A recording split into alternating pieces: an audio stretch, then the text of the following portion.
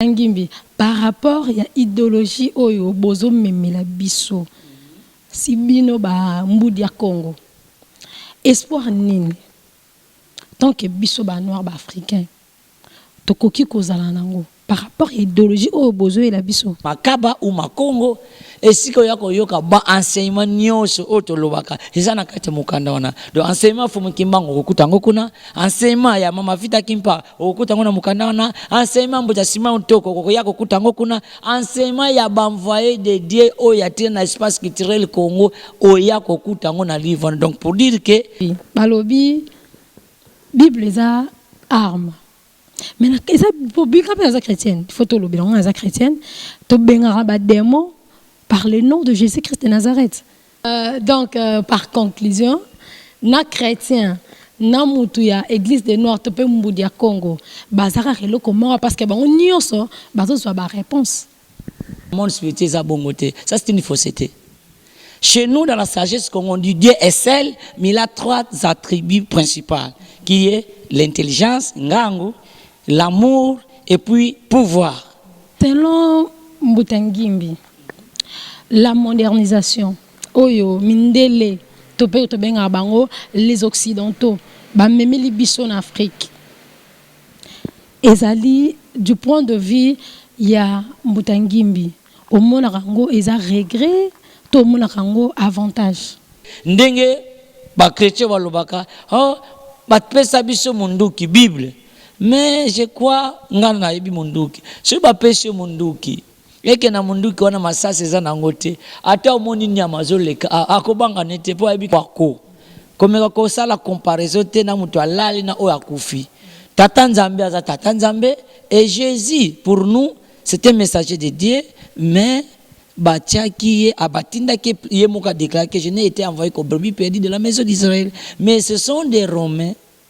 Bisope ba chrétien tolobaka Dieu le Père, Dieu le Fils et Dieu le Saint-Esprit. Bango nyonso ba sangsanga mutu moko nzambe.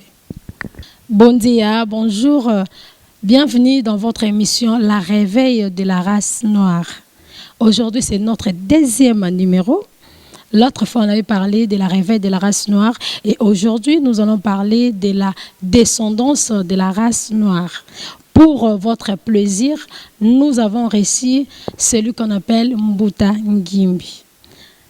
Mbutangimbi aza awa juste pour répondre na ba préoccupation na bino na ba réponse pour la question au bopesa kibiso et mais quant à moi Ornella Souza je vous dis merci pour na ba reproche na bino merci pour na ba message na bino vraiment nazo portant au cœur tozara toujours wana pour na ko améliorer musala na biso Mbutangimbi lelo to yambio na RMS News. Je sais que ba abonné ebele à RMS News ba yebio mais apena ba to oyo ba yebio te j'aimerais que Mbutangimbi a se présenter afin que ba to nyonso baza abonné na RMS News à la 1 ou 2 sur vous. Merci. Il est aussi des coutumes chez nous, le Bas-Congo. Avant de prendre la parole, on doit pouvoir se présenter. Je réponds au nom de Mbutangimbi Mwaka. Je suis du clan Kinanga du côté maternel et aussi du clan Kinanga du côté paternel. Donc, Yenge, Bondia, Shalom, na ba onyoso bazolanda biso na kata chaîne RMS News. Yenge, na bato nyonso baza connecté au nyonso baza abonné ya RMS News et bino non beaucoup mi abonné. Je vous demande de vous abonner sur RMS News TV. Babi ma solo ya bien ezali. L'autre fois on a parlé de la réveil de la race noire. Aujourd'hui nous allons débattre sur la descendance de la race noire. Mbutangimbi, un mot sur la descendance de la race noire. C'est bien, moi je suis l'homme de proverbes. Parce que dans la sagesse Congo, nous enseigne, qui veut dire si on veut apprendre quelque chose de toi-même aussi, tu dois avoir l'esprit de discerner ces informations. Alors pour moi, je vais faire un pas en arrière à tous ceux qui nous suivent. Je crois que l'Afrique a été colonisée par les Occidentaux. Je prends l'exemple du royaume Congo, parce que moi je suis au Congo. On a reçu certains envahisseurs qui sont arrivés au 15e siècle, au début du 15e siècle, 1482. Alors, je vais partir de là, parce que dans l'émission antérieure, j'ai dit ceci. Dans la sagesse, on dit que Vana va te dire la wiki, il faut votre vie d'ici l'ankuto yangango. Qui veut dire quoi? Là où nous avons mangé du miel. C'est là parfois on a oublié notre fardeau de l'intelligence, bien notre paquet de l'intelligence. Qui veut dire quoi? Avant l'arrivée des colonisateurs en 1482, je crois, les Portugais, ils ont venu rencontrer un peuple qui vivait dans ce territoire ici. Alors, c'est même sagesse qu'on nous enseigne que Wamana vuna vioka, qui veut dire, si toi tu mens, il faut passer. Parce que quand tu vas dormir demain, on va te dire que toi hier tu avais menti. Qui veut dire quoi? L'Occident est venu nous rencontrer chez nous. Et on avait une histoire que l'Occident est venu rencontrer. Mais qu'est-ce qu'il a fait? Il a étouffé cette histoire-là pour nous apporter une histoire inventée. Et aujourd'hui, ceux qui nous suivent, les pasteurs sont là, pour beaucoup de pardon des historiens, en train de répéter ce que l'homme blanc nous a apporté. C'est par là nous allons décortiquer noir sur blanc la fausseté que l'homme blanc nous a apportée. Celui qui est derrière la caméra, il s'agit bel et bien de Arnold Pro. Arnold Pro, vraiment, c'est grâce à Arnold Pro, Mbuta Sangi à la réalisation. Mbuta Ngimbi na Zongi, comme Olobi, Mindele, Memela Biso. Première question, avant Mindele, Baïa, coloniser l'Afrique. Valère Nini, peuple noir, Azalaki Nango. Merci Evo Matondo kalitona bakongo ngeye ki uvukia kuvu mutangime avant Bamindele baya peuple noir Valère ni na mwazaki nao. Mais je crois na lobaki yango na émission to salaki ya mois passé ou bien semaine passée na lobaki que le premier pays qui a civilisé l'humanité c'est l'Égypte. Or l'Égypte c'est en Afrique. Donc c'était nous. D'abord, on parle du peuple Congo, parce que quand vous parlez par exemple de certains pharaons qui étaient en Égypte, pharaon Kenatou, d'autres pharaons, ils étaient des Congo. Je vais prendre certains exemples. Par exemple, quand on vous parle dans la Bible, c'est Jéthro qui avait initié Moïse. Mais ils ont déformé le nom Jéthro parce que c'était un nom qui Congo. À nous, on l'appelle Moutayetelo, parce qu'il fait au Congo. C'est celui qui va initier Moïse en Égypte. Donc, toutes ces valeurs-là, ils ont appris ça chez nous en Égypte. Donc, en Égypte, il y avait une civilisation qui était de pair la religion, la science et la politique. Alors, cette philosophie-là, nulle part à travers le monde. C'est pour cela que vous avez vu à cette époque, les Romains, les Grecs sont partis apprendre chez les Noirs. Donc, c'est parmi les valeurs que les Africains avaient. Voilà. Selon Mbutangimbi, la modernisation, Oyo, Mindele, les Occidentaux, les Bisso en Afrique. Ezali, du point de vue, il y a Mbutangimbi. Au Monarango, ils ont regret, au Monarango, avantage. Olobi makambo ya mondialisation. Mais namate obako kona biso batikela biso, baloba na biso boyeke, munzaya yi yantisani. Wakala lukaya monfinda kala miaka. Na monde ya compétition, ceux qui osa likasa na kata zamba, ozoa caractéristique ya mantiasa. Balobi ke na monde ya compétition, kolinga kozala lokola meme te. Bavo munza ya yansisani, kutombi kukala di meme ko, kadibedi kudia kwa namfuenge kwa nango. Aujourd'hui les Africains, qu'est-ce que nous allons donner à l'humanité? Du moment que l'Occident est en train de fabriquer des bombes, l'Occident est en train de fabriquer beaucoup d'histoires. Et en Afrique, qu'est-ce qu'on fait? On fait absolument rien. Alors pour dire quoi?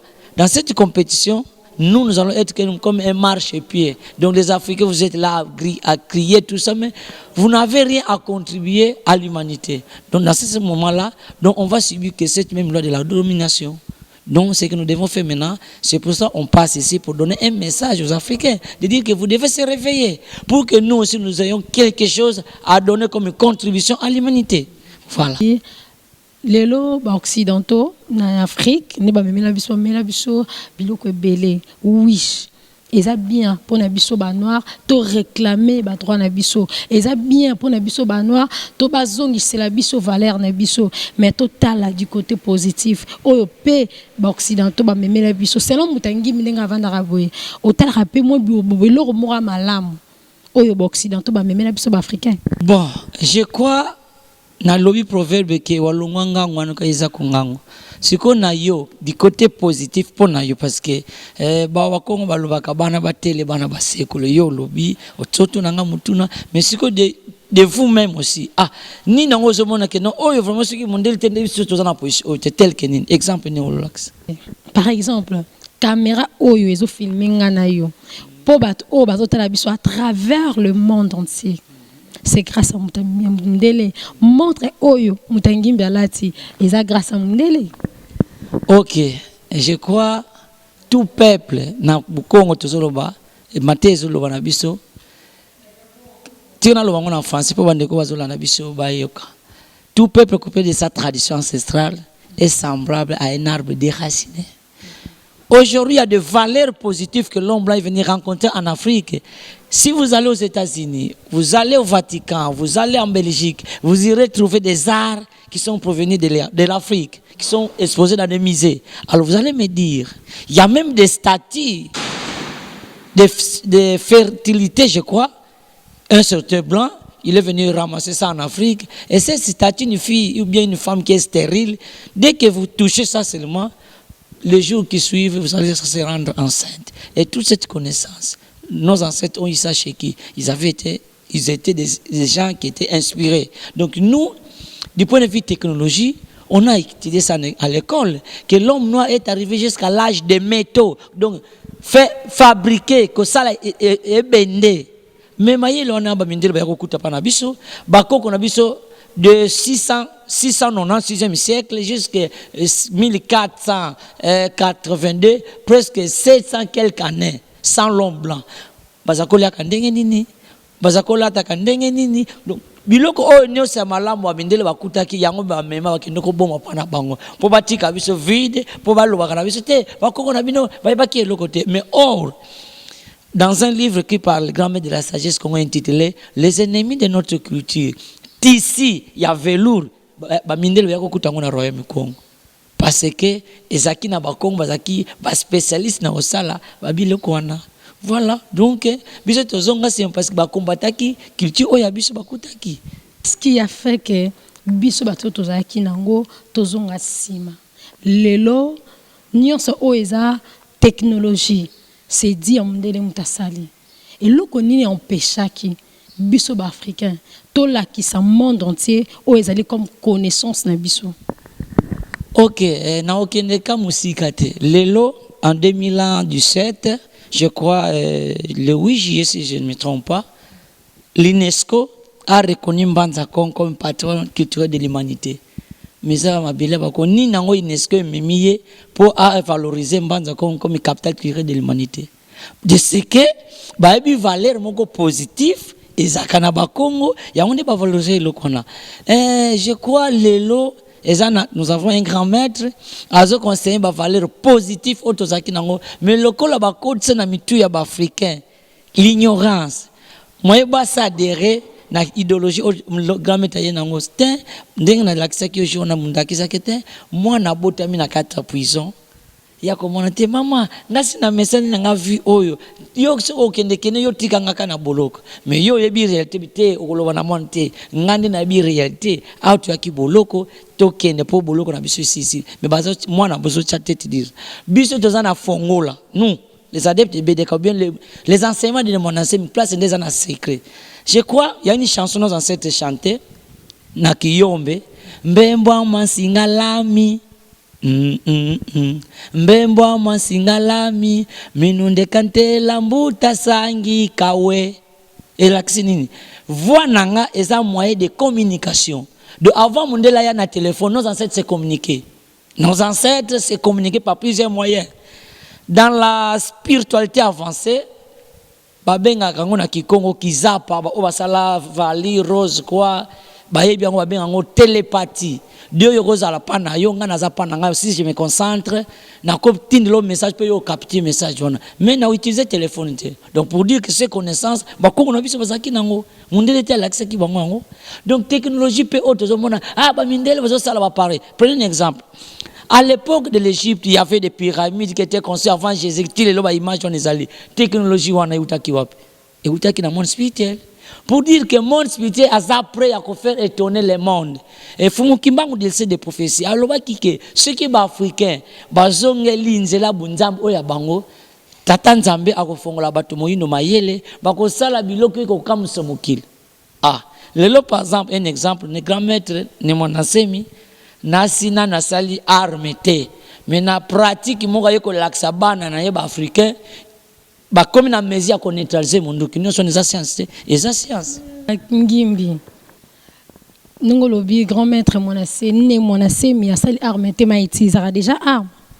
Même pas biso, on utilise les forces de la nature. Nos armes c'est la nature. Mabanga, ndika, masangu, ça c'est les forces que Dieu a créées. Et tout ça na maloba, des paroles de pouvoir. Toko commander nature et tinde mieux peso sala musala. Donc c'est plus que les armes. Commander nature, ils aura toujours attaqué la politique parce que ils ont raté pour un intérêt personnel parce qu'il est tout le temps problème quand la politique et tout à ça intérêt personnel te oye mission na ya nango.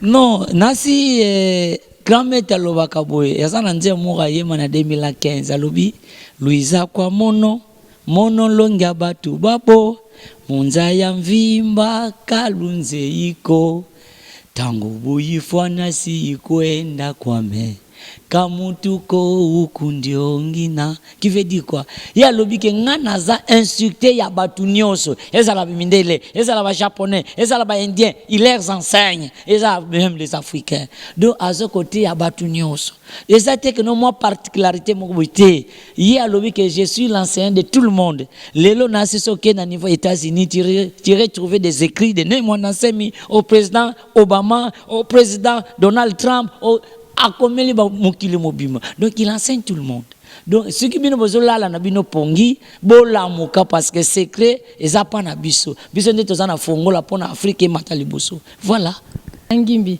par rapport ya idéologie oyo bozo memela biso si bino ba mbudi ya Congo espoir nini tant que biso ba noir ba africain tokoki kozala nango par rapport à l'idéologie au bozo et la biso. Je crois idéologie à biso les lois sur total histoire ya toyora Israël mutu a codifié que l'histoire Israël c'est Moïse et histoire wana éthicale les lois ba fumu kimbango ba ya ba loba bakenda ba ya vita kimpa ba ya ba loba bakenda ba mbutambu mutu ko tanga ba envoyer bele ba ya ba loba bakenda or na kikongo te lobaka masonu kwa Masikilanga, pauvre quasi sikilanga. En français, on dit les paroles s'envolent, mais les écrits restent. Idéologie à monasemi a consigné dans un livre sacré appelé Makaba ou Makongo. Et si ko yako yoka ba enseignement nyonso otolobaka ezana kate mukanda wana do enseignement fumu kimbango okutango kuna enseignement ya mama vita kimpa okutango na mukanda wana enseignement mboja sima utoko koko yako kutango kuna enseignement ya bamvoyer de Dieu o ya tena espace culturel Congo o yako kutango na livre donc pour dire que ndenge ba chrétien balobaka oh batpesa biso munduki Bible mais je crois ngana yebi munduki so ba pese munduki eke na munduki wana masasi eza na ngote ata omoni nyama zoleka akobanga nete po abiki munduki ne sanongo elokote donc pour dire que ceux qui munduki angweza kana masasi ndenge to sambela ka na le miracle pouvait s'accomplir mais 500 ans pas des effets. Mbuta Ngimbi balobi Bible eza arme mais eza pour bika za chrétienne il faut to lobi na za chrétienne to bengara ba démon par le nom de Jésus-Christ de Nazareth. Pour le lot, ce que tu as l'église, tu as belé. Tu as belé, tu as sambé, tu as réponse na bango par rapport il y a un problème na bango. Tu as quand le baté que Bible est raté, mundu que ça raté non. OK, biso va initier Congo. Tu as une source ce qui m'ont semble la réponse n'est utaka wapi. Je peux vous donner un exemple. Avant Jésus a kobota dans la Bible maintenant je parle de la Bible. Moïse aza mukolo na kobota na Jésus. Tango sikoyo ye Moïse aza ko sambelaka. Ba réponse neza ko utaka pana bona Jésus na bota mais utaka pana. Mutangi nga ba question za la yanga ba réponse neza la yo. OK, pour tolo bake biso toyebi mystère ya spiritualité mutu ntango azosambela 4 sources eutaka réponse ya muntu même oza no chrétien problème eza te balobi ke mutu ntango azosambela première source eutaka réponse ya muntu l'esprit intérieur oyo tata nzambe atia kati na yo ntango ozobondela cet esprit là peut te répondre même yo na ignorance yes mutu azongiselanga réponse première réponse eutaka na esprit interne oyo Dieu tata nzambe atia kati na yo biso na kikonto lobaka mwanda we na mungi donc l'esprit ton maître intérieur peut te répondre balobi deuxième source ya réponse eutaka wapi biso na kikonto lobaka PV Kinzungidila, les esprits qui vous entendent, tous à 4, mais nous ne sommes pas 4, il y a d'autres esprits qui nous assistent, qui sont invisibles. Allez, ni. Bango peut-être tous ba mbutangimba zawana mbutasanga zawana arnonta ya sukavata zawana bamoni tant tous sambila les 16 esprits peuvent nous répondre. Troisième source, les esprits de tes ancêtres qui sont divinisés, bitu boka na Kikongo, bakulu banunga, les ancêtres. Babike makila wana eza biso. Malgré moi na ngazane abunga na non, nous allons répondre à ses besoins. Bakoko ya yo, bakoki ko répondre. 3. Quatrième source, il y a réponse à mutu, na ba prière na ye. Les génies, biso do baka, bisimbi, les génies de l'air, les génies de feu, les génies de l'eau, ba yo kaka, ba répondre. Donc, potolo bake na moi ba gablo oyeza awa pour Afrique suite à ignorance ba yebi ba enseignement oyote bango ba kansatant ba sambelaka Yesu mutayokilaka biso Yesu mutarépondaka biso. Maintenant posez-nous la question biso une vingtaine d'années une trentaine d'années on ne parle pas de Jésus siko tant to sengaka tozaka ba réponse qui nous répond maintenant à notre époque. Vous savez c'est l'ignorance seulement voilà. Donc par conclusion na chrétien na mutu ya église de Noir to pe mbudi ya Congo bazaka relo comment parce que bango nyonso bazo ba réponse.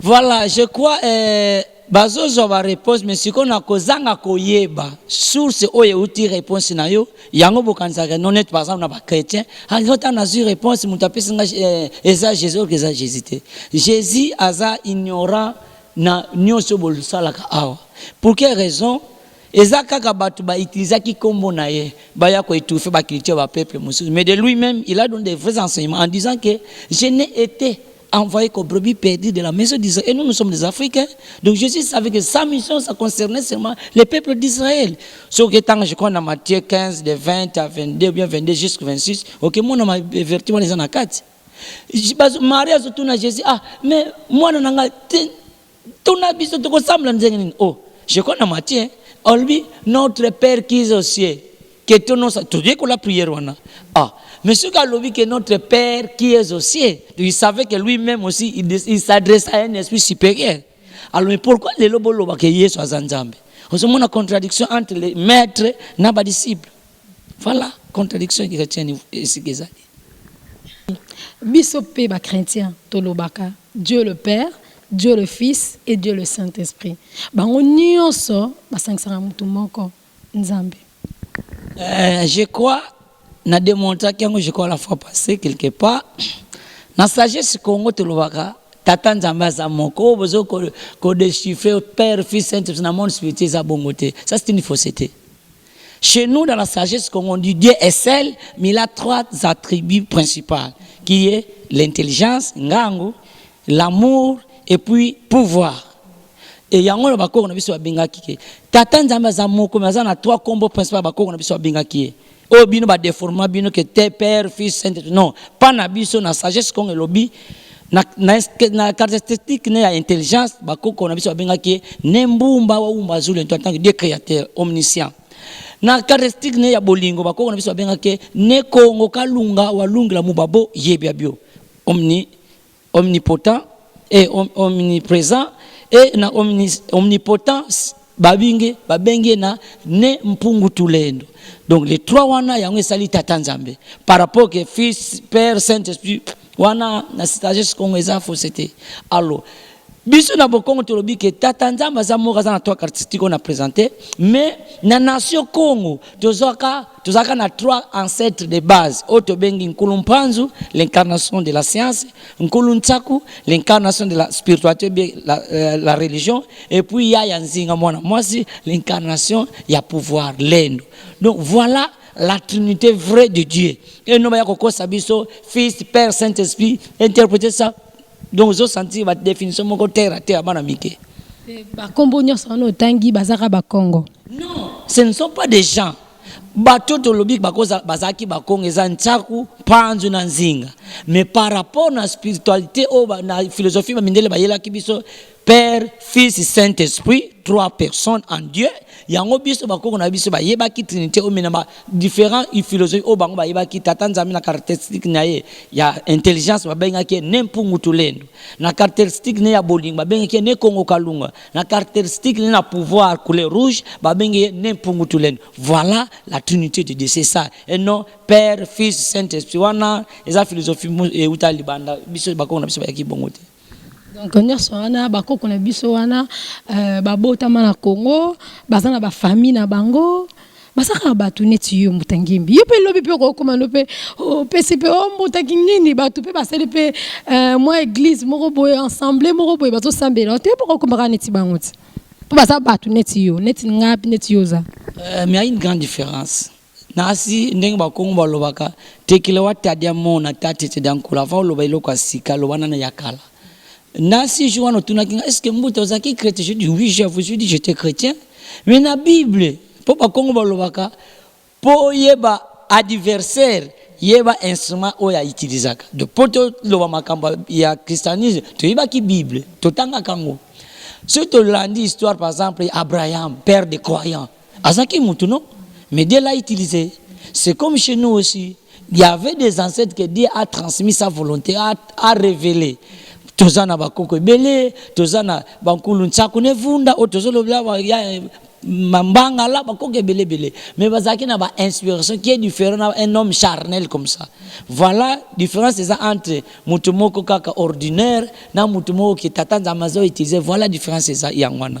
Ngana sana bakoko bien sûr, mais bakoko na bazana lien de spiritualité par rapport à tous autant bafumuki mbangu ba mafita kimpa ba bambuta macho na bakoko muswetikali. O basala ki tatanza mina busolo.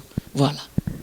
Mutangimbi, j'espère que l'émission est ça le plaisir et pas mbuta toko kota zali na Londres balobi papa qui toi dit koto zali leader ya LBA papa nangai vraiment je te salue de loin et sans oublier Espoir ngo mayonchika sole bembe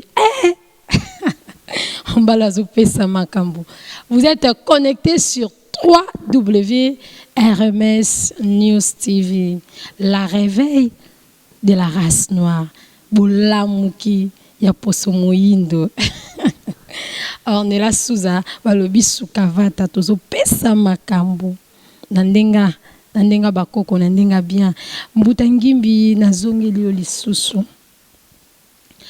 Selon la Bible, la création nenge salamaki. Et par rapport à la création, nenge Bible elobaka. Mbutangimbi soka vandi atangi po mitangi batanga Bible. Ton atangaka penser na ye zalaka nini par rapport à tout ça. Oui, je crois nasi na lobaka ngo bien nazo continuer ko lobako marteler biso na kikongo to lobango bakosa biso. Au commencement était la parole. Mais j'ai dit devant la télévision, bien sûr, devant cette chaîne, pas na biso to lobi non, ce n'est pas ça. L'enseignement au commencement était la parole et la parole était Dieu. Ce que yo comme ça c'était folie sous. Ce qui ngai na yo to tanga pa mamindele. Mbutangimbi. Faire comprendre à Bato Balanda Biso. Ok, je vais me défendre. Parce que bakoko na biso ba lobby, je vais répéter encore ça. Walongwa ngangu wanoka yeza kungangu. Ce que bazo te yo pe ozana espia ko yeba kete o mutu akosa ngai. Pona nyanzo loba ke non. Pas na biso, selon la philosophie de nos grands ancêtres, de nos grands initiés Congo, baloba kaboye. Va tete. Au début, il y a nous c'est la pensée. Une personne ne peut pas parler sans toutefois penser. Nako zwanda ki ça. To benga naki. Maman ornela. Émission de Osan Hambutangi mto chango kaka na 12 heures. Ah, eza makanisi. Et si que tozo matérialiser penser na biso. Alors, ni bako sabino africain que au commencement était la parole. Moutako golobate ce qui a raisonné. Donc Dieu a d'abord pensé chez nous. Tatanzambe wa yindula et buka yindula ni kavavita vavita c'est visualisé. Et buka vavita ni katenda lukongo. Il a fait le cercle magique. Et mboki wa vaiki sampova. C'est dans cette parole Nzaya. C'est nous les aînés qui doivent éduquer le monde. Nous les Bakongo, nous avons une mission divine pour enseigner l'humanité. Donc au début était la pensée. Tatanzambe wa yindula wa vavita nikatenda lukongolo yevai kisampova mbokinza ya salo. Et pour nous dire que non, au début était la parole. Non, une personne ne peut pas parler sans toutefois penser. Donc s'il y a des philosophes qui me suivent, des grands, je ne sais pas, théologiens par exemple, qu'ils me contredisent ce que je dis. Les quatre, on peut savoir numéro, va contredire biso que tolobi que pas na biso na ba maté ya ba grand ancêtre Congo. O ba salé tata Nzambe ya bosolo, bango baloba na biso boyeke. Tata Nzambe a raisonnaki, a lobaki na noté mais a raisonné. Tango a raisonné, aye ko visualiser va vita mboki tende luko mboki nza ya saluka. Donc nous on corrige la Bible. Internaute de RMS News TV boyoki mutangi mendenga zoloba abibino batolo baraboye bible tozana ba prophète tozana ba professeur tozana ba docteur chrétien bino bato boye bible so bozana posa ya ko contredire so bozana posa ya ko se ya ko sala débat na plateau na biso ya RMS News numéro ezara affiché na écran na bino bobenga. Moi je suis là disponible na zara kawana pona bino. Moi je suis juste simple servante ya ko répondre na o ezali ba préoccupation pe ya ko répondre na ba nyonso oyo juste pour nous la plaisir na bateau nyonso bazona na biso mutangimbi aza vraiment dispo n'importe quel jour n'importe quelle heure ozana posta na biso. Il suffit juste au benga tokozala wana mutangimbi. Maintenant nyonso wana bondimara ke qui a qu'un seul et l'unique Dieu le Père bondimarango et bongo Jésus place nini bo pesa khai. Nasi on a démontré au début que Tata Nzambe pa na biso ebi kaza moko mais za trois principes otobengi ngangu zola yelendo. Mais Tata Nzambe chaque peuple baza na méthode na ye ba doraka ye. Soko kena banglais baza na ndenge na munuko na bango ba doraka Tata Nzambe na ndenge na bango. Soko kena Inde ba indien pe ba doraka Tata Nzambe na ndenge na bango. Soko pa ndenge pe pa na biso. Mais ndenge ba kongo ba lobaka ka dedikisa tulu ye lufuako. Komeka ko sala comparaison te na mutu alali na oya kufi. Tata Nzambe aza Tata Nzambe et Jésus pour nous c'était un messager de Dieu mais Batiaki abatinda ke yemoka déclaré que je n'ai été envoyé qu'au brebis perdu de la maison d'Israël. Mais ce sont des Romains batubazwa kombo na epona ko commercialiser ngona ko loba na monde et ko kende ko étouffer ba culture ba peuple mosusu. Ba sala ngona Afrique ndakisa tango yana 1482 wana le premier église ya ki église catholique tango ye bayaki ko combattre si okiti Congo bakutaki ya vita kimpa batumba kibango bafumu kimbang 30 ans de prison. Donc par exemple ça ibele to ko lakisa. Alors Jésus de lui-même il est innocent na lukuta bayela ye que non Yesu ayaki ko bikso mokili mobim. Or c'est archifo qui ba ki mission na que c'est concernant seulement le peuple israélien. On lelo ceux qui par exemple bazolo que Yesu abiksa biso. Moi je dis faux archifo. Pour mutabiksa ka mutazaka na nzoto akimusuni. Fumu kimbanga abiksa biso parce que c'est donné corps et âme 30 ans de prison baza ko mona ye wana na Lubumbashi. Mbutangimbi Jésus pe babi Jésus kitaki abotamaki à travers Marie alataki nzoto. Mais pour tout être humain alataka nzoto mukili alataka nzoto akimusuni pour ça la musala parce que l'esprit longa lobaka o eza scaphandre. Nzoto musuni za scaphandre pour esprit lata comme ça musala. Donc fumukimbango alata kinzoto kumusuni, Bouddha alata kinzoto musuni, Mohamed c'est comme ça c'est principe eza bongo. Jésus pas lataki. Eza bongo alataki aliaki ndenge batu biso nyos doliaka. Donc messager de nyos ya ba messager nyos o tatanzamba tinaka na mokilo ba ya kolata kanzota musuni mais kaka bandeko ba chrétien bazwa Jésus comme si il est le maître qui est différent de tous les autres envoyés de Dieu. C'est faux, archi faux. Or, c'est au du point de vue tant il y a ministère naïe. Jésus, selon l'histoire, il a travaillé pendant 3 ans. Babomi. Est-ce qu'un Dieu on peut le tuer? Si vous le glorifiez qu'il est Dieu, le Dieu créateur, il peut accepter l'homme qu'il a créé pour se le tuer. Alors les chrétiens, lui nous l'a ko bozala batu bo raisonnaka. Mutangimbi na place à Jésus, selon Mutangimbi batianani. Au nom de Jésus. Ce qu'on a placé à Jésus, Tochanani. C'est bien. Nasi na émission de Lobaki, bakoko na biso balobaka, on vous lousi, un sauveur. On voit quand c'est qu'on son pako, qui veut dire sauveur, azala ya bine ya libota, et non boke ne ko défaille quelque part. Donc, aux autres nanga même Mutangimbi. Mais biso te lobaka, au nom de Jésus. Si qu'on se te longole nom de Jésus, tu ko remplacer nan, baza boué ebele. Tanga bakombo Mutangimbi. Pongala yenga yebi nanga au nom de Jésus. Na yebi nanga kaka au nom de Jésus. Parce que tanga biso bakombo nini babina kombo ya Jésus to benga na ba démon. Na kombo ya Jésus tango na ganga kanzamba yo kaka. Parce que yo ngo pesa nga kombo nini lelo nga onela suza. Sukavata na yeba. OK. Na opesa réponse na nzembo. Nzembo moko na koyemba eza la réponse mais na koya koloba. Nzembo moko ya bikongo to loba ka toyemba ka boye kama tano za mvumu kinanga bena Kongo to vidisakia tata se to kiazima mubeto mukulumya nzenza batu zimina kyo kwa tulendo mvuluzi yeto tweti kulomba da kulumuka wiza vuluza kanda dia ndombe mwela Kongo ivuluzi elobike 500 ans tout sali na persécution donc na désorientation pona nini que bato komi désorienté pona ba ancêtre ya bapaya ba Abraham ba Jésus ba Jacob donc poto longola bakombo oyo ba yela kibiso to remplacer oya biso mukumba nenza lampando okutuna menza lampando ngonani mukumba ne Kongo de Kalunga c'est Dieu créateur mukado kiazola na bakombo ya ancêtre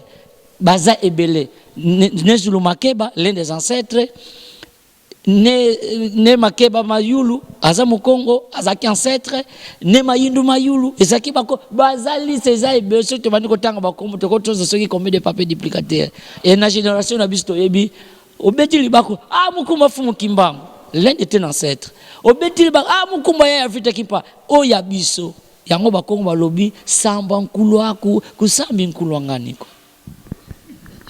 L'évangile selon Mutangimbi. Mutangimbi a péci raison naïe, a péci explication naïe. Quant à vous qui êtes en train de nous suivre partout dans le monde, vous êtes connectés sur RMS News, Oza Mupandi Nini, Oza Mupandi à Jésus, Toza Mupandi et Mbundi dia Congo, l'Église des Noirs. Balobi enseignement nyonso tant yaka na vie ya mutu et yaka te pour négliger mbala moko yambango premièrement kondimbango mbala moko te ko boyango pe mbala moko te zoatant ya ko discerner yango et ko sunga yo nanga pour l'avenir na biso balobi tant exactement vraiment et belé ya kolobezali mais on ne peut pas. Il faut que citer la fin émission Nabiso. Qui deuxième numéro. J'espère qu'il y a un troisième numéro pour Ozala. Mutangimbi baza toujours dispo pour Nabiso. Et vous aussi que vous avez besoin de participer à l'émission. Ozana ba propos à dire. Ozana ba question. Ozana ba reproche. Juste un numéro Oyo. Bon continuer à continuer ba message. Nous sommes là pour vous. Mutangimbi na monyo ebiso sous papier na ebité ceux qui na kobengango na bengango ni franchise na bengango ni yeli biso sous ça sous comme ta problème sous ba problème et ça ni expliquer biso pour les autres comme déjà ko citer